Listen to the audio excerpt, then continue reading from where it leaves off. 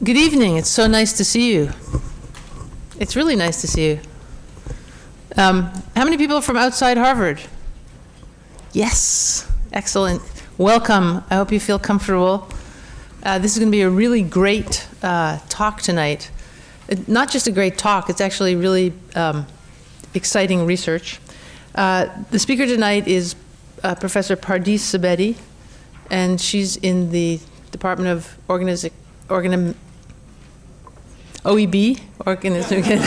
evolutionary biology. And she comes from Florida, Orlando, Florida, so she knows a lot about adaptation. She went to MIT and became a Rhodes Scholar, got a PhD in England, got a MD here.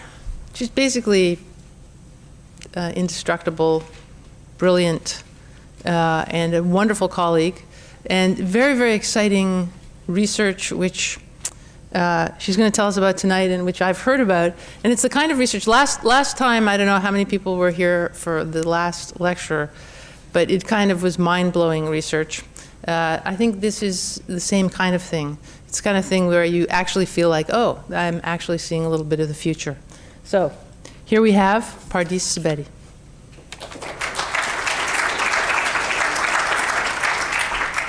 Well, thank you very much, Melissa, for a very nice introduction, and thank you all for braving the winter drop in temperature. I saw the New York Times sort of saying, prepare yourself, so I was worried people wouldn't come out, but I appreciate you coming out tonight. And I really appreciate the opportunity to speak in this public science lecture series. So thanks for coming out, and it's great to see members of the community.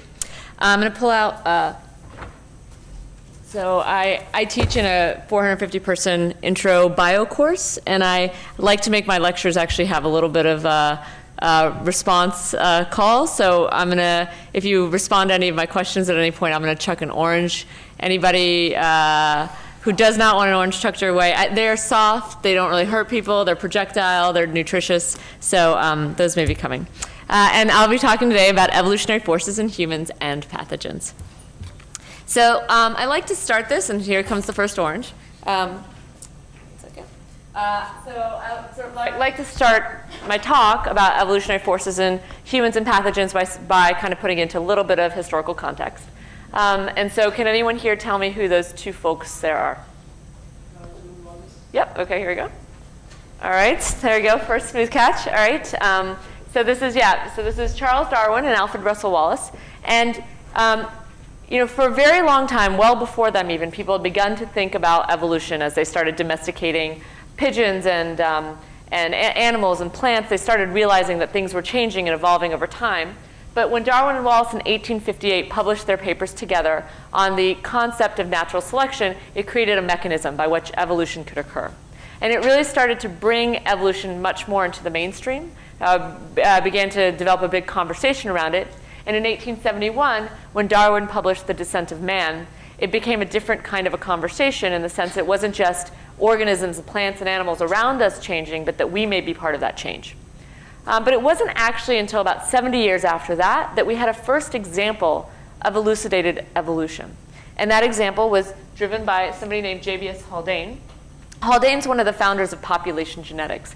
And he, like many people of his time, were brilliant in making observations, right? So they didn't have lots of data they could be analyzing. They were just observing the world. And one of the things he observed was the fact that there were many red blood cell disorders, like sickle cell anemia and ovulocytosis and thalassemias. And they all seemed to be occurring in parts of the world that were tropical, and in particular in parts of the world where there was a lot of malaria.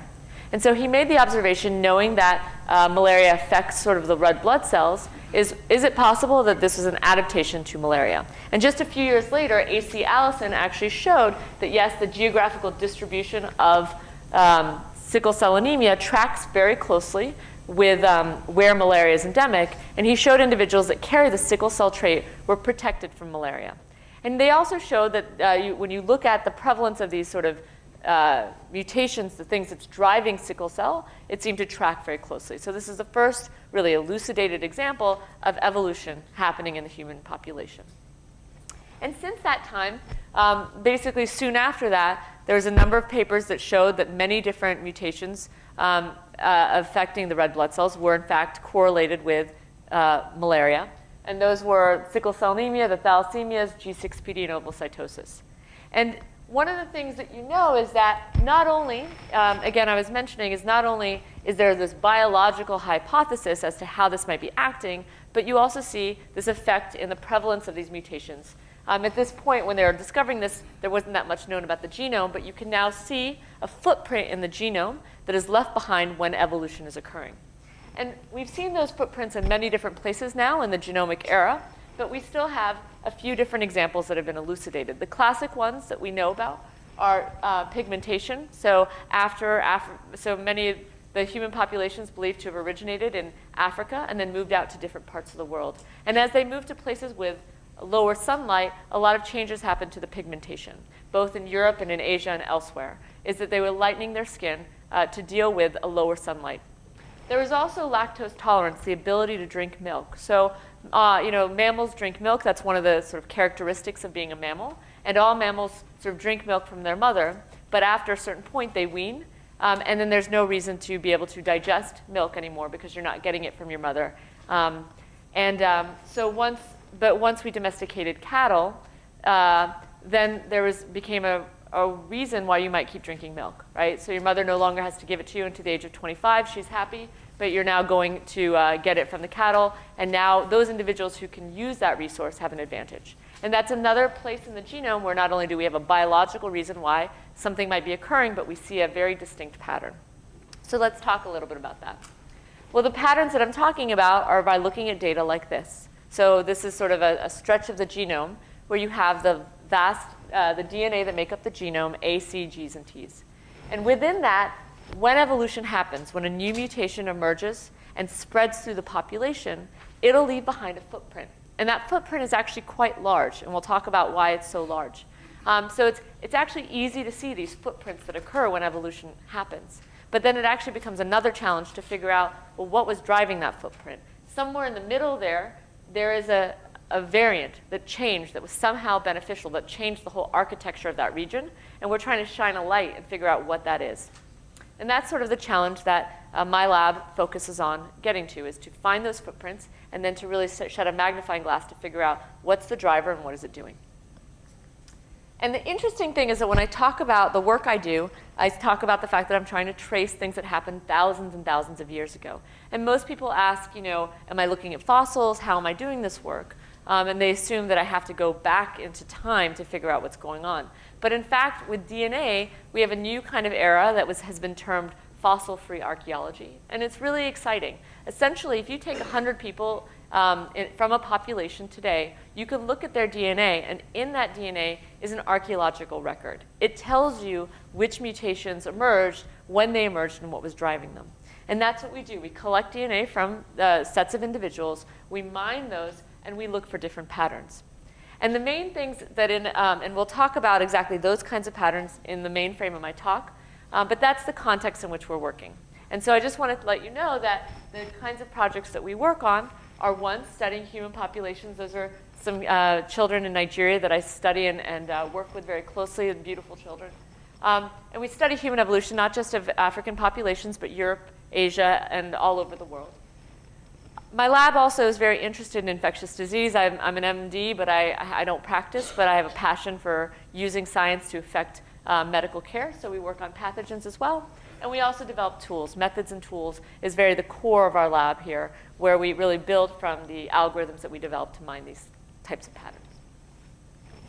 And so here's the type of signal that we're looking for. So here's a cartoon of before selection occurs. So this is just a cartoon of 6 individuals in a population in one starting generation. And at a certain point in time, a mutation will occur. And that mutation, if it's under natural selection, if it's under beneficial selection, what that means is that it enhances the survival or the reproductive success of the person who carries it. By carrying that mutation, they're somehow advantaged to survive and reproduce. So they are just a little bit more likely to survive, reproduce, and therefore pass on that mutation to their children. And their children are more likely to survive, reproduce, and pass on that mutation to their children's children. So in a short period of time, and obviously not this short, this is just a cartoon, but in a relatively short period of time, this mutation can spread in the population. And what that looks like on a chromosome level, it looks something like this. So here's essentially a cartoon. Let me see if this, yep. So here's a chromosome across here, and I'm showing just mutations across it. And underneath it, there might be these places where selections occurred. And looking closer up, here's this before population, where you have a mutation, it just emerged. And the cartoon is showing you 5 positions, 1, 2, 3, 4, 5, where I'm indicating the original state was, let's say, this green sort of positioning that I'm calling. And at some point, each of these positions in the genome had a mutation generating a purple allele. And in the case of the selected variant, I'm just indicating it as red. Right? And so you're having these different mutations occur. Now, who for an orange or a clementine can tell me, or guess even, I give clementines for wrong or right answers. It's much more about engagement.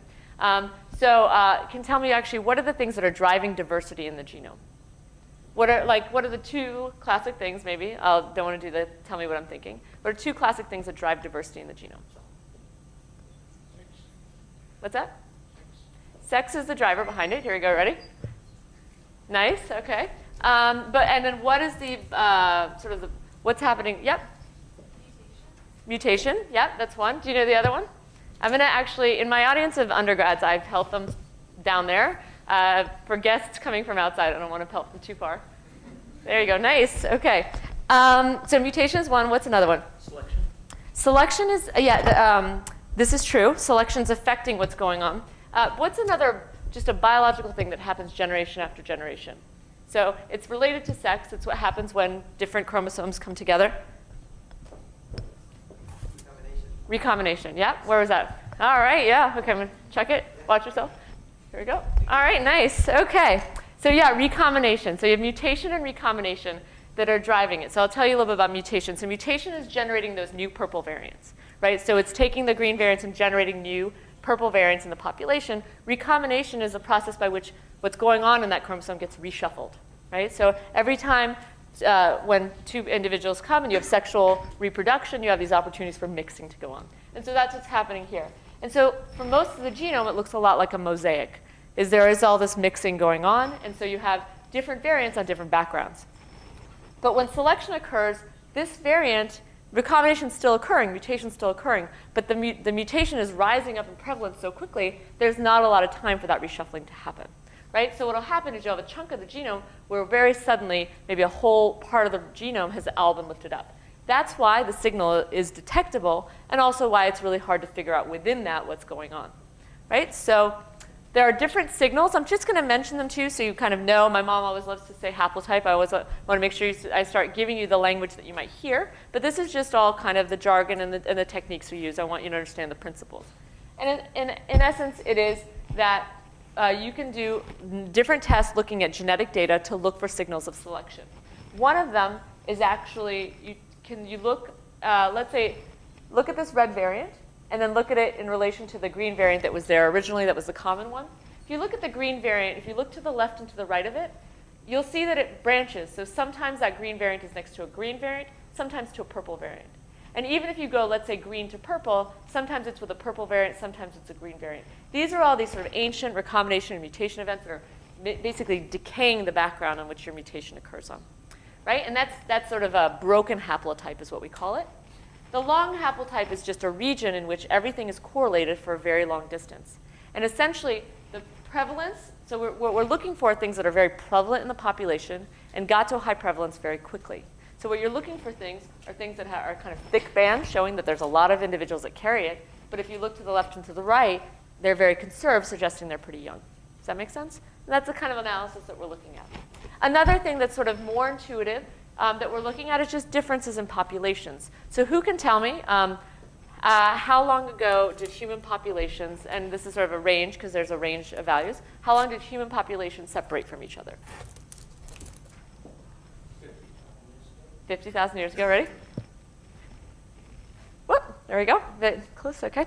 Sorry, I haven't actually started teaching in the class yet, so my throwing arm is a little unpracticed.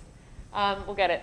So, about 50,000 years ago, and that's right. People, there's a wide range, so this is a very studied audience. But yeah, human populations separated about 50,000 years ago. And if anybody watched Cosmos by Neil deGrasse Tyson, that's a very short time, right, in the sort of geological and the sort of year of the universe. And so very, very recently, human populations separated. So we're actually very much alike. Most of our genomes are identical. And even not only do we have the same mutations, but we have them often in the same frequencies, same prevalences.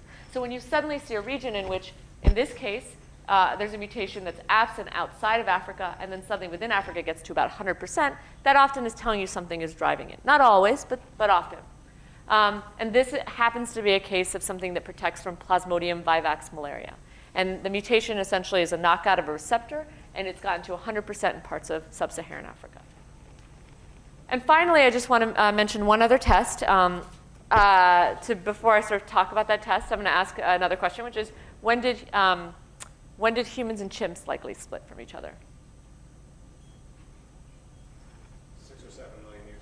Yeah, okay, this is a good audience. I like it. So it's not a, here we go.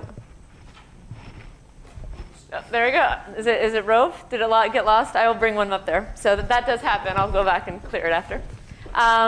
This is why, yeah. Okay, here we go. So about 6 or 7 million years ago, that's a long time ago. Most polymorphisms are these mutations. It's when you have the 2 copies in the genome. Most of them will die out over a certain period of time. So a lot of the polymorphisms that we see today are ones that emerged after the split between chimps and humans. And so one of the things we can do is we can actually estimate what was the ancestral variant, what was the variant that was there before mutation occurred, and what was the one that emerged afterwards. We call that the derived variant. And in general, in the absence of selection, it takes a very long time for these new variants, these derived variants, to rise to high prevalence. And so one of the things we can do is we can look at our relatives. I always call them distant cousins. They're not our ancestors. Our ancestor was back here. But our distant cousins can tell us what likely emerged after the split. And so here, essentially, we can use that. And what we're looking for are places in the genome where suddenly this new allele, this derived allele, and its neighbors that hitchhiked along to high prevalence are both high frequency. So frequency is another term for prevalence. And so where both of these things have emerged in the population. And that's what we're looking at. And so those are the different types of signals that people use. Those are some of the classic ones, or sort of classic modes that people use. And now with data from the whole genome, more and more people can begin to really do scans for genome evolution. So the types of data sets that have been transformative has been complete genomes from humans, chimps, and other species. We have large data sets of genetic variants, now these polymorphisms. And again, I'm going to always try to do kind of a vocabulary check as we go, but polymorphism is the state that happens after a mutation occurs. It's 2 forms that emerge.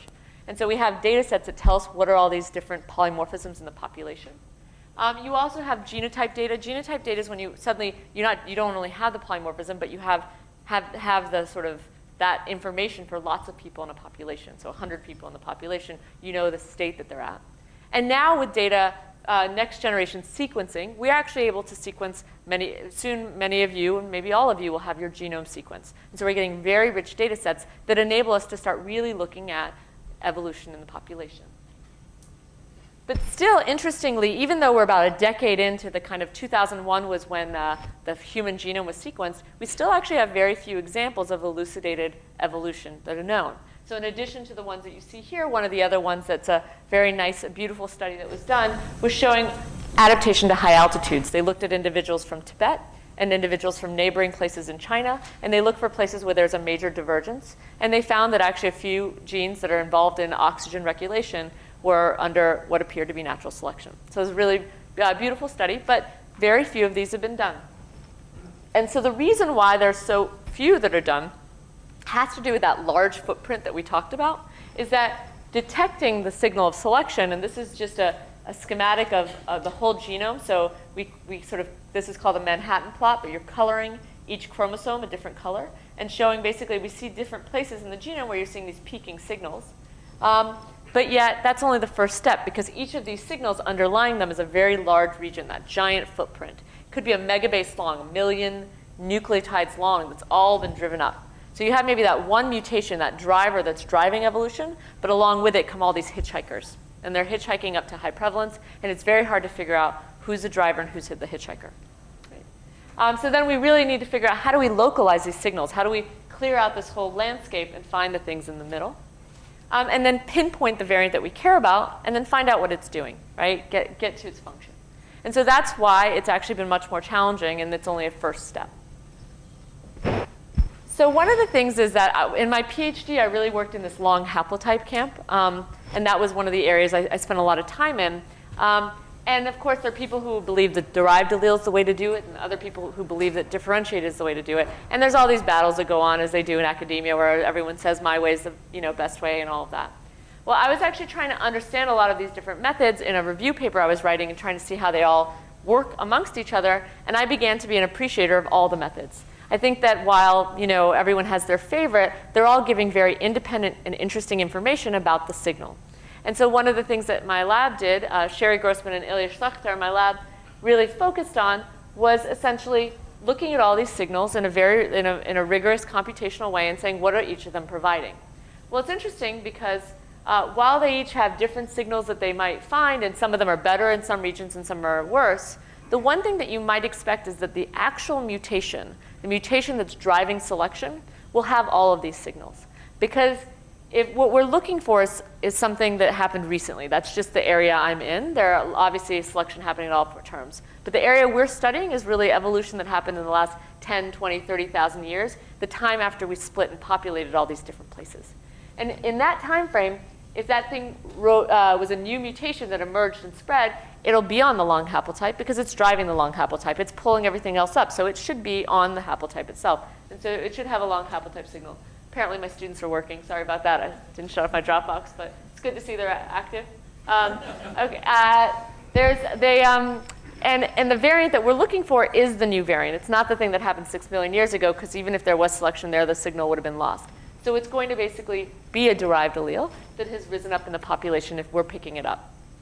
And because we're really looking for all of the things that happened as we moved into new climates and environments, we should be seeing differentiation happening, because we're looking at things after the split.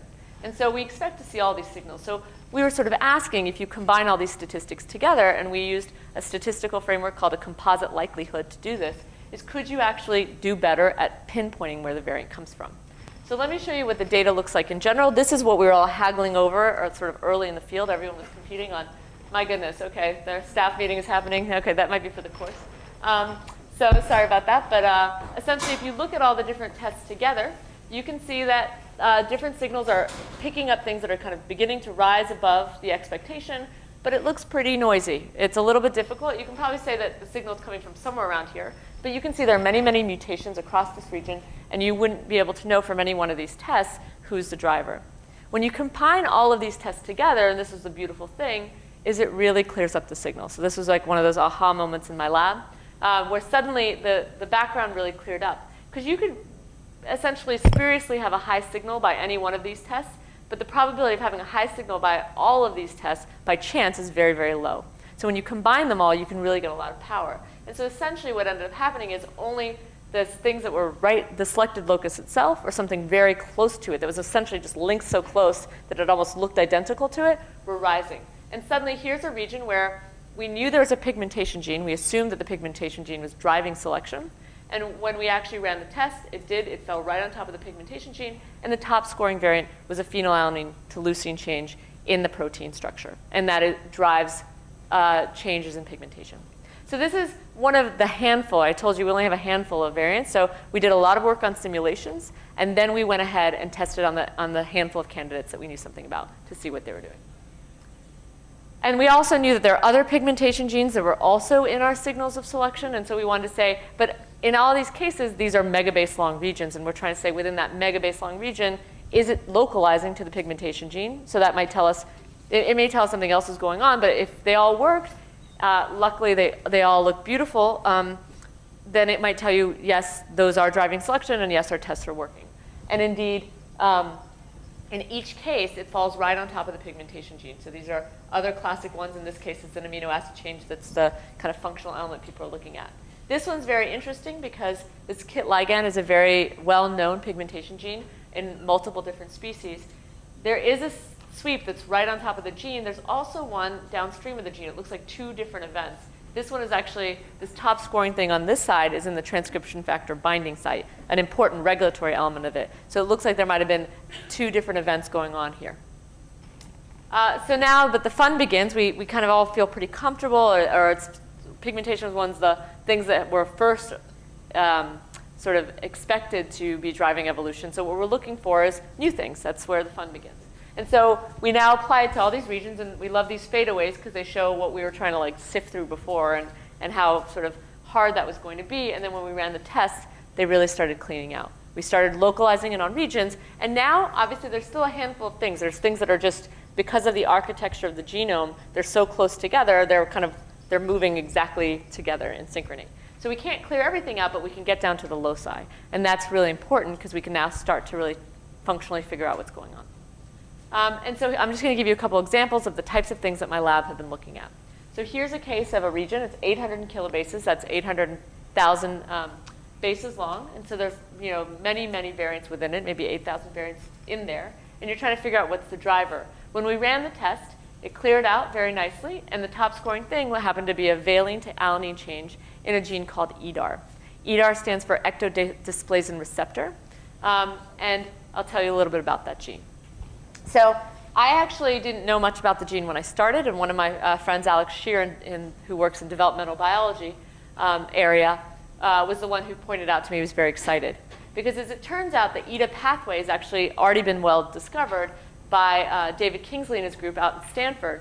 They showed that actually, so in stickleback fish are very like well-studied systems to look at, because these stickleback fish kind of populated freshwater very, very often. So they're originally in seawater, and as a lot of these waves occurred, many of them went into these new freshwater ponds and emerged and had to evolve. And what they saw is when you looked at all these stickleback fish going to seawater to freshwater, they kept losing their scale, their external surface, and we sort of call the loss of the armored plate. And it seemed to all be driven by this EDA pathway. And in essence, it was sort of saying in the sea, you need this like coat, perhaps because of predators and other reasons.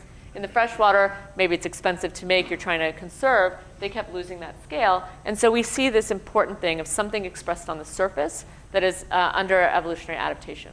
In humans, it instead drives other things on the surface, like sweat, like hair, like the formation of teeth, and actually a number of different traits, from mammary glands to things that are expressed in the lung. It has a very wide range of things, but some of the very common ones, the more obvious ones we see, are things that evolve in skin and hair. And so we went to look at it. So here's basically, soon after we published our paper showing selection happening here, there are 2 new papers from Fujimoto and his colleagues that were excellent, this group here. The first thing they showed was actually that the trait seemed to affect the thickness of the hair. So if you look at your hair, if you kind of feel your hair, you can see how thick it is. Mine's very fine. It's sort of under a microscope looks like a little stringy thing. One of my friends who is Asian had basically said, my hair under a microscope looks like a fiber optic cable. It looks like this giant thing. And in fact, actually, it's something like that. So this is actually the variant that most people outside of Asia have. This is a heterozygote, meaning they have one copy of the variant that makes this type of hair and one copy of the variant that makes this type of hair. And it's this intermediate. So we call this trait codominant. And then suddenly we have the individuals that carry the 2 copies of the variant we think is under selection. And their hair is about twice as thick. And essentially, if you look, many Asians, not all, have hair on their head that's sort of twice as thick as everyone else. They also happen to have this interesting pattern of tooth shoveling. So I do this sometimes in my class, and people start reaching over and feeling each other's teeth. You don't need to do that, but take me for my word that essentially, or you can do it for yourself, that is allowed, is you can feel behind your front teeth, and for most people, it's smooth back there. And a lot of people from different Asian populations, they have a ridge. It was once called the Oriental cusp in ancient anthropology. It's now called Asian tooth shoveling. But it essentially is a ridge behind it. And that also seems to be regulated by this mutation. Now, it's sort of hard to see what's going on, what's actually the driver of evolution. But there's these interests. I see some teeth feeling happening on some mutual. Hopefully it's consented teeth feeling. But essentially, so those are all correlations, those relationships that you see. But in order to figure out how does this work? Because that's just it's a relationship, but there's all these other mutations in the region that may also have those associations. So if you want to say, does this mutation drive this phenotype? And what else does it drive? One of the ways you can do this is to place it into a mouse. And so Yana Kambroff in my postdoc, along with Cliff Tabin. It was sort of this team effort, Bruce Morgan and Dan Lieberman. What we did here is we took the single mutation. So the EDAR mouse, along with all other mammals, all have the ancestral variant. They all have that original valine that has the thinner hair. And only humans, and only in that one subset of human populations, have this alanine change. So we essentially made that single mutation and created a mouse that has the alanine change. And what we found actually is recapitulated what we found and then found some more. So we actually found that the hair did in fact get thicker. So we looked at hair in multiple places on the mouse, and we found that they had thicker hair on their body. We also have found something that was interesting, but we don't know what to make of it right now, is that the mammary glands also changed. They became a little smaller and they had more ductile patterns. And we don't know which of these things could be driving evolution, but these are the things occurring. But one that intrigued us more was essentially this thing, that essentially it increased the number of eccrine glands. So humans are the only mammals that actually sweat all over their body. It's one of the things I often say, that humans must look so weird to all other mammals, because they all must be like, why do you look so odd? We have no hair on our body. We suddenly have this long hair on our head. It's very unusual, but this is a very different thing that we've done. And in essence, here, so we can only really look at the mouse. We can look at the mouse pads and the nose. That's where they're sweating from. Everywhere else, they're panting. And so we looked at the mouse pads, and we saw that it increased the number of sweat glands there. So we also looked to see, where the mutation emerged. And it looks like, so we can run this genetic analysis, and Xi Zhuang and colleagues in my group did this analysis, where we can look to see what time frame did the mutation likely emerge from, and where did it occur. And it looks like it emerged about 30,000 years ago in central China, and then spread out from there into different Asian populations, as well as into parts of Native American populations. And you see some of these phenotypes there too. And we went then, Xija went and partnered with Li Jin there, a very famous population geneticist who had started a cohort, the Taizhou cohort. And what he was looking at within those populations, what we did is we worked with those populations to measure a lot of these phenotypes, sweat and hair. And one of the things that we found that came out of that study was actually that individuals who carry the mutation are more likely to have more sweat glands. So the mutation has become so prevalent, it's almost 100% prevalent in the population, that you don't even get copies of the two ancestrals. So you only get copies of people who have like one ancestral and one of the selected variants, or two selected variants. So this sort of diminishes what we can look at. But within that, even if you look at the heterozygote, the one that has the two copies versus the one that has more copies, you see that individuals with two copies of the selected variant have more sweat glands. So it often looks like this beautiful pattern of a large number of sweat glands, very evenly distributed across. So these are the interesting phenotypes. This is sort of, I call the work we do hypothesis generating. We never know where we'll end up. I never thought I would end up as a sort of sweat specialist, but that's what we're doing.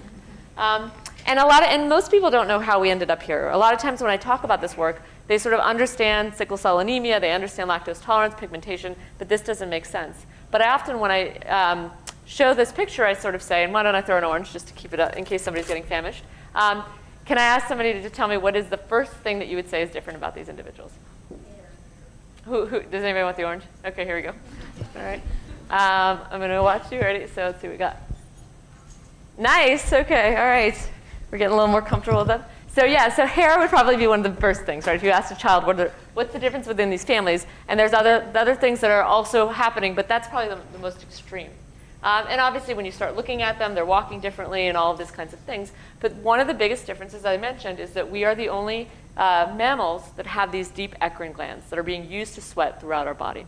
And so thermoregulation is going to be incredibly important in evolution, particularly in pregnancy. You don't want to overheat with all this careful thermoregulation you have to do. So there's a lot of things going on there. But let's talk about something I'm more comfortable with is the immune system. So here, one of the other top signals we found in a West African population is localized to toll-like receptor 5. Toll-like receptor 5 is part of the innate immune system. And so that's one of the front lines of our immune system, dealing with different microbes that we're kind of engaged with. And when we look, there's this leucine to phenylalanine change, a kind of major change, that happens to be in what we call the dimerization pocket. So these are two different copies of the gene. They come together, they form these dimers, and they work in tandem. And this mutation that's like right in that sort of spot there seems to be under selection. We can also actually, one of the things we're trying to do is the work that you have to do to follow up these things takes a really long time, costs like some years of my students' lives. We don't want to follow them up until we feel really confident by computational annotation. These are likely to be good candidates, right? So if that mouse didn't have anything, I would have owned my postdoc a lot. It luckily worked out. So we spent a lot of time doing these annotations. And one of the things we noticed and we're interested in is, like in the case of EDAR, this mutation is also highly conserved. So all mammals also have, this position. All mammals all have the leucine variant, so they don't have a change. They all have the same peptide in the protein. And interestingly, once you move down to Teneric, so except for Teneric, and platypus, as you go to these monotremes, you see that essentially they also have a change, and that change is actually to the same position. They also move to phenylalanine. So this is some evidence of convergence. It's telling you that this mutation is likely important, and there's this interesting pattern that they also needed to move to this position. And so what we did is essentially, I'm just going to show it as a cartoon, is that we take these cell lines that Christian Anderson, who's in the audience here, I think, are you? For an orange? There you go, all right, led this work, where in essence what we did is you take 2 copies of this toll-like receptor, one that has the ancestral variant, and one that has the new variant. Remember, we said it was right in this dimerization pocket, right here on the surface. And what we do is we have flagellated bacteria. Well, we don't actually have it in the study, but we know that what toll-like receptor's job is to respond to flagellated bacteria. So it's actually the main responder that recognizes the flagella here. And there's a protein called flagellin. And what we do is we actually take the flagellin and we put it into the system, and we see how these different proteins respond to the flagellin. And what ends up happening is, so this protein is the first thing. It's the first kind of entry point where it's binding to that protein. And then what it does is it starts a signaling cascade. And that signaling cascade sets off your immune system. And what we found is actually it changes the response. It actually reduces the response to this bacteria. And that seemed counterintuitive. What you're saying is the thing that's adaptive is actually responding less to the bacteria. But as it turns out, sometimes that's important. And in fact, actually, these bacteria co-opt the immune system. That whole immune process actually allows them to enter cells. And another group showed that if you knock out TLR5 in mice, they can't be infected by Salmonella typhimurium, which is very closely related to typhoid fever. And so what we're thinking, we don't know exactly what's happening in humans, but we recognize that it may well be some sort of a flagellated bacteria that caused us to change in these populations to protect from it. So that's where we're kind of at right now, is we're starting to one by one elucidate these candidates. And this process that we're following is we start with that genome scan. We try to map the variants to sort of localized regions of the genome. We use these computational annotations, looking at the conservation, looking at the protein structure, to try to get good candidates. Then we run the functional experiments, and what we hope to find is an adaptive hypothesis, an idea of what's going on.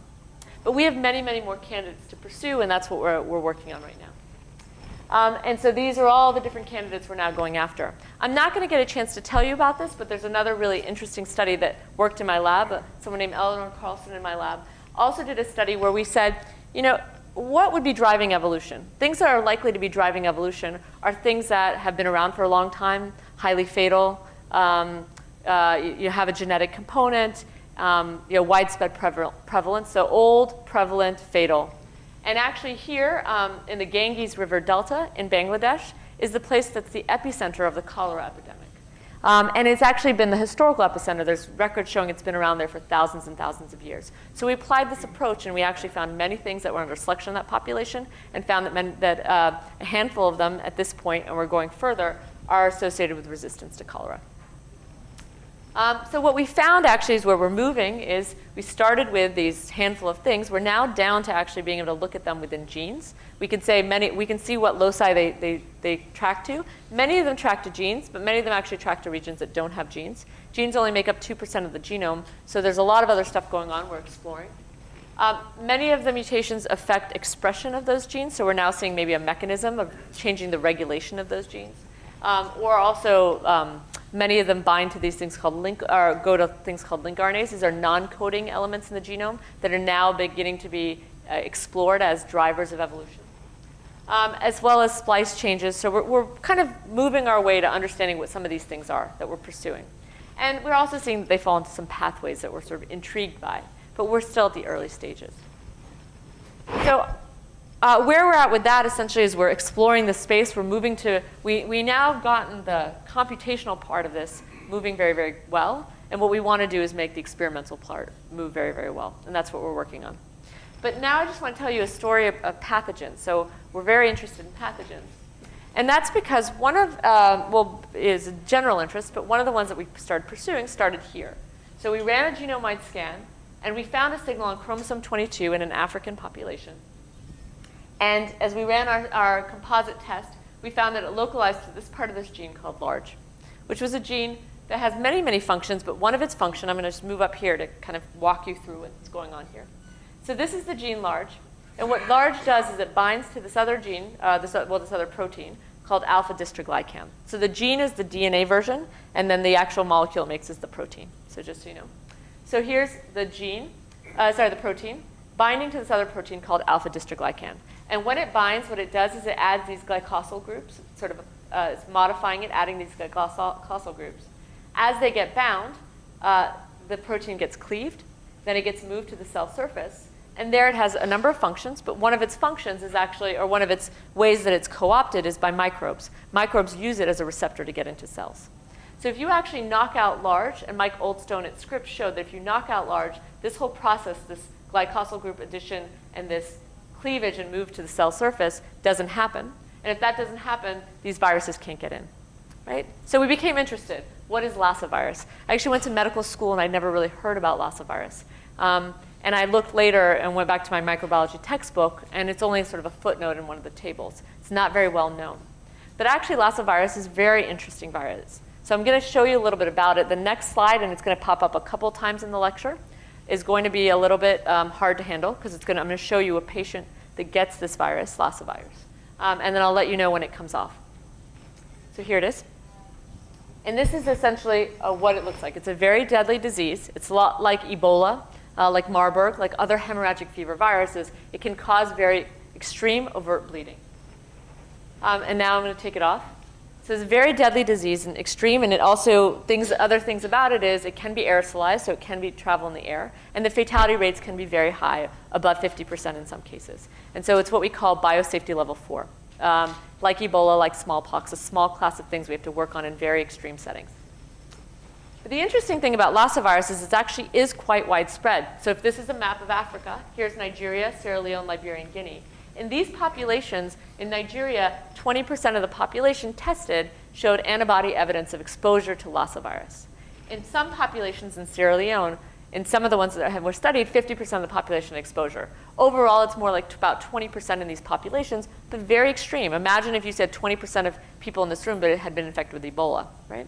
And the interesting thing is that there's a mechanism by which it could be so widespread, even though like the antibody evidence is something to be debated. There's a very plausible reason, because this cute little guy here is Mastomys natalensis. It's a mouse. It's a house mouse seen in a lot of homes in West Africa. And in fact, actually, it's co-evolved to breed Lassa virus in its blood. In some of the populations tested in Sierra Leone, 40% of the rodents are all breeding Lassa virus in their blood. This is quite extreme. And so what we started to wonder is exposure actually very widespread? And if it's widespread, also, could there be genetic resistance that's emerging here? Okay. I'm sort of taking a little bit of time. So I'm going to go through these a little bit more quickly, but we're getting there. What we did is essentially we set up 2 labs in order to do this testing. This is the hospital in Nigeria. This is what's going on in Sierra Leone. And we set up diagnostics and started testing for individuals who have Lassa to try to understand what's going on here. And so we collected samples both from rodents in Sierra Leone as well as individuals from both Sierra Leone and Nigeria. And one of the things we did is we sequenced the virus. Christian actually led a lot of this effort as well. And so we sequenced the virus, and one thing that we found out about the virus is that's actually quite old. If you look at the data from the virus, it seems to be at least, these are minimum dates, at least 1,000 years old, 1,100 years old in Nigeria. It seems to have circulated and gone to Sierra Leone more recently. We're doing diagnostics to make this type of work, collaborating with Tulane University, who are using a lot of the sequence data we're generating to build bedside diagnostics that can really transform care. But we're starting to see patterns. We see this thing is likely to be very common, and it seems to be very old, consistent with our idea of evolution. Oh, and I'm sorry about that. I apologize. But so the next slide will actually walk you back to this patient. So I'm just going to remind you of this one patient that we have in Sierra Leone. So here we go. So remember, I told you that a lot of our patients, or some of our patients, look like this. Very overt, easy to detect something is going wrong here, and highly fatal. And now we're off the slide. But most of our patients actually look like this. So the interesting thing is this individual just looks like they're have malaise. They could just have an illness. They may have a little bit of conjunctivitis and things like that. But they may have fever. They may not, actually. But the interesting thing is these are Lassa fever patients as well. And they're going undetected because they don't look like that picture that you would imagine when a hemorrhagic fever comes. Even though these individuals might have just as high fatality rates, we're seeing extraordinary fatality rates. And so it led us to a question, which is, are many of these diseases that we think are emerging, we call them emerging viruses, Ebola, Lassa, we think they kind of come out of nowhere. Are they actually not actually emerging, but are they here? Are they circulating widely right now, and have they been so for thousands of years? So Stephen Geyer, who led the paper that we wrote to do this, draw this image of the Ebola virus into the backdrop, sort of transform the Congo River into the Ebola virus to indicate that if we looked at the right angle, are we actually looking at diseases that are actually ancient and common? And so that's what we're exploring. And one of the things when you do this is that by going this way, by starting at the Broad Institute, identifying, and here's our genome center that we work with at Harvard and at the Broad, as we start sequencing, we find these different things, we move to the field to detect them, but in moving to the field, we actually had to develop diagnostics. We had to partner with those hospitals. And in doing so, we engaged the doctors, we empowered the doctors, engaged the community. And now we're getting more and more samples coming in from people with lots of different fevers. And we're finding all new viruses in those individuals. And so it may well be that if we create partnerships this way, we can actually understand these diseases now before they become pandemics, helping the people that have it and also learning more. And then the last thing, I'm just going to show you a slide of some of the different types of tools. So at the end of the day, this is where a lot of where we're driving. It's all being driven by all sorts of tools. So different programs that we use to analyze lots of epidemiological data. Andreas Klubri, who's in the audience, developed this. Mine allows us to sort of look at these sort of data sets looking for patterns. Sweep allows us to go through and look for evolution in the genome. And Episampler allows us to do these collections in these far off, very rural areas. And with that, I'm just going to do a series of things. I'll let you know that these are the microbes that we work on: malaria, Lassa, Ebola, cholera. And I often have a very kind of long acknowledgement set of slides because ultimately I want to always leave audiences to know that this is not an individual effort. This is an enormous effort driven by many people. So the acknowledgements, the EDAR work and the 1,000 genomes work, the analysis of the genomes, and the toll-like receptor 5 work are what I talked about mostly. And then these are the key people. Jana Kambroff made the mouse. Tisha did the association study. Christian worked on the toll-like receptor 5. Sharon Ilya developed the CMS method that we use. And Shervin was a key player in working on all that work. And we published those papers together. Here are the other, but again, it takes a village and it takes the mouse. Obviously give lots of thanks to the mice that participated. Also, Eleanor Carlson drives the cholera work that we studied, but there's a big team that we're working together around the TLR5 work as well. And the emerging virus work, Christian worked again on that. Stephen Geyer was the lead here. Also the work on Lassa fever.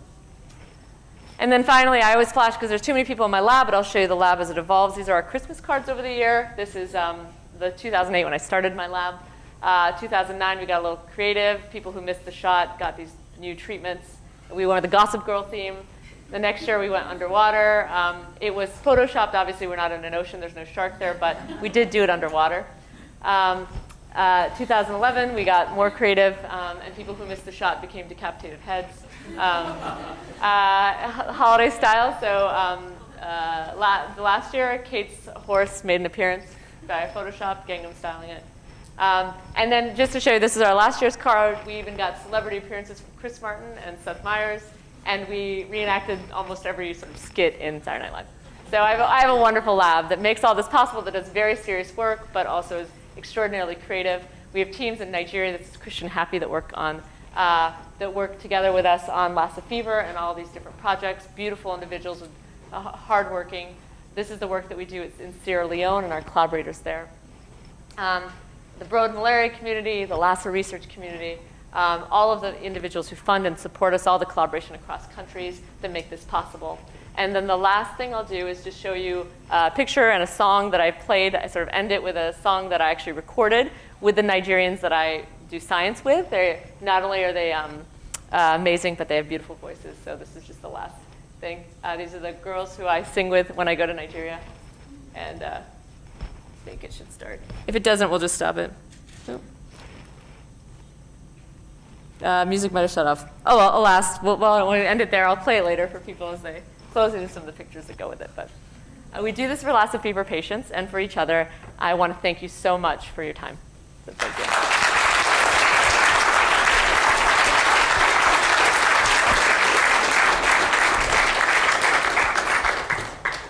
So any questions? I'm moderating myself. So we'll do a couple of questions, and then I'll just stay after. Any questions? Yep. You discussed about the difference between merging viruses, how they may actually be long existing viruses that are just. How do you? What's the test that's showing why you think that they've been around for a very long time? Sure. Yeah. Well, yeah, so what we can do is actually we can, so just like we can kind of analyze the genomes of humans, and there's an archaeological record hidden in human DNA that allows us to understand these relationships, there's also an archaeological record in the virus DNA. And we can look at a lot of the viruses and we can tell something about how long they've been around. So by analyzing, by Christian and his colleagues, by analyzing the viruses, they can show that it likely must have emerged over 1,000 years ago. We also look to see that there's many different pieces of evidence that tell us these viruses have been around for a very long time. For example, a relative of Ebola virus, actually, sometimes viruses can integrate into the genome of organisms. A relative of the Ebola virus actually integrated into the genome of the ancestor of rats and mice millions and millions of years ago and split off. So we can actually see that this class of viruses have been around for millions of years. And we can look at different parts of that to say that Ebola virus has likely been around for about 10,000 years. So we are beginning to see that kind of evidence. Yeah. You mentioned that with looking at some of the differences where you took people from Tibet versus lowland China, you see a difference in how oxygen was changed. How does that change looking in like groups in like America, where if you took us, we have a very larger, diverse sort of group populations of people. Right. How does that sort of change what you look for? Yeah. Well, so often these studies are actually done not in a mixed population, because there's a lot going on there. So we call this sort of an, so we normally try to look for conserved populations. So we'll look at not you and everybody in this room, but you and other people from your same ancestral background. That helps. You can do it even when you have a mixed population. It becomes a little more complicated. So yeah. Do you guys want oranges? I'll just start. I have a couple more, so I'll, yeah. Oh, sorry. Yep, go ahead. You mentioned that the EDAR mutation affect the density of the mammary glands. Does that affect the incidence of breast cancer or the rate of growth of breast cancer in people with that mutation? Given that it's all about growth. When you have more glands, there is potential that might be driving a prognosis in terms of severity of breast cancer. That's a very good question. I know we were looking at some of those types of things. There are differences in cancer rates in between populations. So it may well be. We haven't found a link between EDAR and that mutation and breast cancer, but those are the kinds of things you become interested in because outside of even selection, there are many things that are different in different prevalences between populations. There is an example, for example, of a pancreatic cancer that is very prevalent in African American populations, and actually that mutation seems to also be associated with protection from a type of bacteria, trypanosoma. And so there are cases in which something that is being used, that evolved in order to protect individuals in a population can actually lead to something like a cancer. Or it might not be it's a pancreatic disease, sorry, or kidney disease. Actually, I apologize. So I'll take all that back, but except for the fact that there are mutations that are evolved to protect you that may actually cause disease. So there's something that evolved to protect from a bacteria that actually causes kidney disease in African Americans. So that can happen, but we don't know if that's the case here. And here we go. So now I feel I don't want to end this badly. So there we go. Okay. All right. By checking somebody. Maybe like one more question, and then or two more questions, and then I'll take them down here. So what's the answer to the question that you posed near the end?